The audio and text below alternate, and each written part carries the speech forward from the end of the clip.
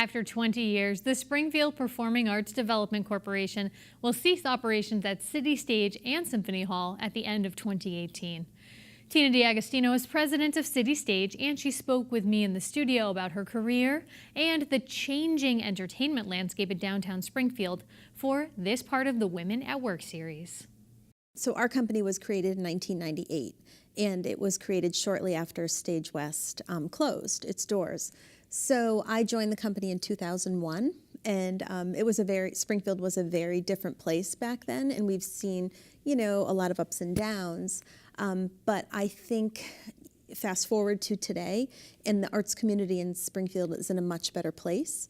There's a lot of people working to promote the arts and, the downtown, whether it's the, cultural district or the Springfield Business Improvement District, and all of the arts organizations are really working together collaboratively on many different programs and programming.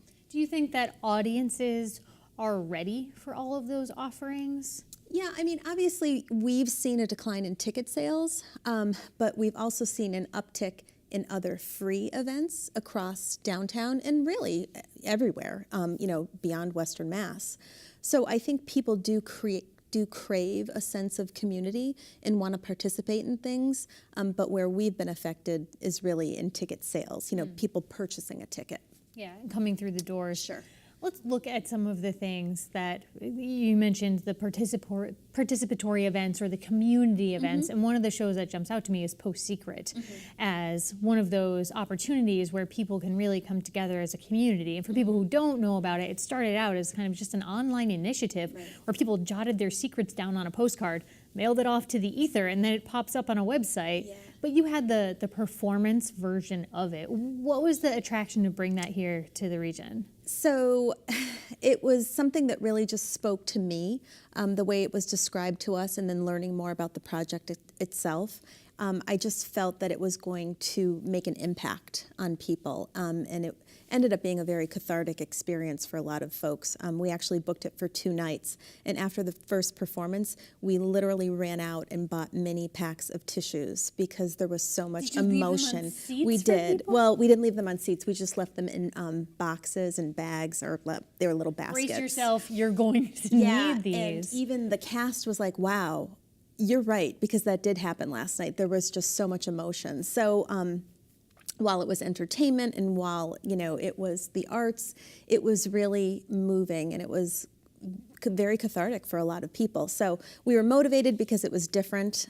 We weren't sure if we were going to make the financials work. And that's, the tough thing in our business. You just never know if you're going to make it work financially. But at that point, it didn't matter, because it really did help people. So it was an amazing experience. I think Cirque Zuma Zuma, you could say, was a financial success. It nearly sold out, right? So it nearly sold out, but we actually lost money. How? Because we had to keep the tickets affordable. So yes, it sold out, but the tickets had to be affordable so that those families could bring their kids and grandkids. It was a wildly popular show, right? It was amazing too, and it was just great audience feedback. But in our business, some things are going to win, some things are going to lose, and as long as we're breaking even at the end of the year, that's really what mattered. And so the early shows that were big from Broadway, say Rent, or the Vagina monologues, were those among those financial home runs? Yeah, those were definitely home runs. We squeaked it out with Rent, but at the end of the day, it was a very profitable experience for us. The Vagina monologues was our highest grossing show, or maybe the second highest grossing show. So those were very, very successful years for us, where we had the ticket sales, we had higher attendance.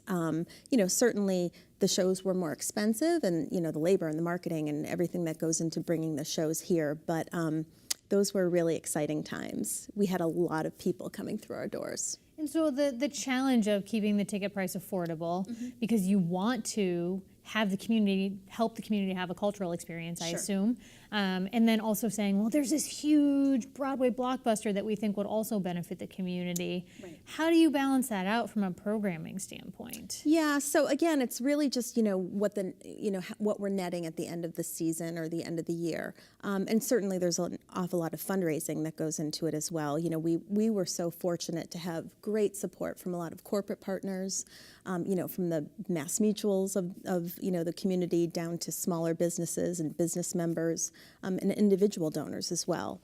Because our mission was to promote, the arts and appreciation of the arts, but also to contribute to the economy and drive people downtown. Yeah. And also, it turned out that you ended up having a lot of community collaborators who would tie in, a fundraiser for shoes or bras or food even to a specific performance. How did those collaborations come about? So those were great because a lot of our sponsors, would ask us to collaborate with other organizations or other nonprofits. And then it just really ended up being a great formula to be able to bring a third party in and to tie into their mission and, bring in, like you said, whether it was canned goods or whether it was personal items for the YWCA. You wouldn't necessarily think, oh, I'm going to the theater, let me grab 6 canned good items to bring with me. Yeah, exactly. So that really made me feel good about what we did, in addition to just the normal course of business. So now, obviously, the contract will not be renewed. You've announced that publicly. December 31st, the contract will be done, and you'll step away. But with the benefit of hindsight now, you mentioned that you came up short sometimes on ticket sales. Sure. Do you look back and say, oh, we should have or could have done this differently? Yeah, a lot. But at the end of the day, I think we had a great 20 years. It was an amazing run. We, as our board and our staff, we really are just so proud of what we've accomplished. And I think that we have nothing to be ashamed of. We brought tens of thousands, probably over 1 million people downtown between our own events and the events that we ran for other organizations. We have so many happy customers. We have so many great memories. So I think that, the past 20 years has been quite incredible, and we're just so thankful for the experience. And so now there's the question of what's next for Yes. those venues, who will take it over. Of course, there are whispers, maybe not even whispers, shouts of MGM should do it.